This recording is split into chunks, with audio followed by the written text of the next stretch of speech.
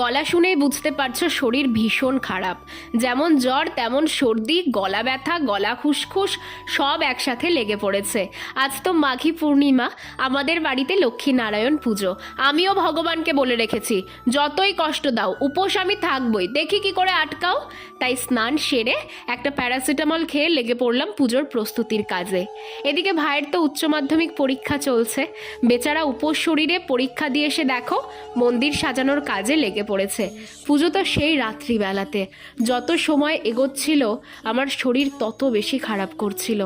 কি যে হবে, শেষ পর্যন্ত উপোস থাকতে পারবো কিনা জানি না। সবাই চলে গেছে ঠাকুর আনতে। এদিকটাতে হচ্ছে ভোগের আয়োজন, খিচুড়ি ঘন্ট এইসবই। আর এখানে চলছে মায়ের জন্য নারকেল নাড়ুর প্রস্তুতি। এবার খুব ইচ্ছে ছিল মা লক্ষ্মীকে লাল টুকটুকে বেনারসিতে দেখবো। এই দেখো মা চলে এসেছে, কেমন লাগছে বলো তো? নেক্সট পার্টে পুজোর ভিডিও নিয়ে খুব তাড়াতাড়ি আসছি।